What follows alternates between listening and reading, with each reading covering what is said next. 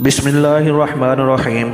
हज़रत अबू ज़र रज़ी अल्लाह अन्हु से मरवी है, हज़ूर नबी करीम सल्लल्लाहु अलैहि वसल्लम ने फरमाया, अंबिया कराम अलैहिमुस्सलाम में 4 नबी ऐसे हैं जिनका ताल्लुक़ कौम अरब से है, हूद, सालेह, शुएब अलैहिस्सलाम और ए अबू ज़र रज़ी अल्लाह अन्हु। तेरा नबी हज़रत मुहम्मद सल्लल्लाहु अलैहि वसल्लम मुअर्रिख़ीन के मुताबिक हज़रत हूद अलैहिस्सलाम पहले नबी हैं जिन्होंने अरबी ज़बान में कलाम किया है। हज़रत वाहब रज़ी अल्लाह अन्हु कहते हैं, हज़रत हूद अलैहिस्सलाम के वालिद ने सबसे पहले अरबी ज़बान में कलाम किया था।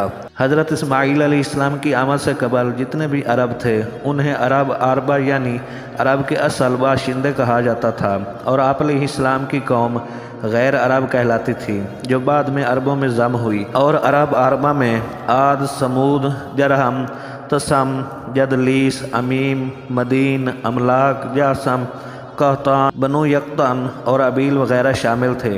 हज़रत इस्माईल अलैहिस्सलाम पहले शख्स हैं जिन्होंने अरबी ज़बान में फसाहत व बलागत से काम लिया, और उन्होंने अरबी ज़बान जरहम कबीला से सीखी थी। जरहम कबीला हज़रत इब्राहीम अलैहिस्सलाम के पास हरम में ठहरा था।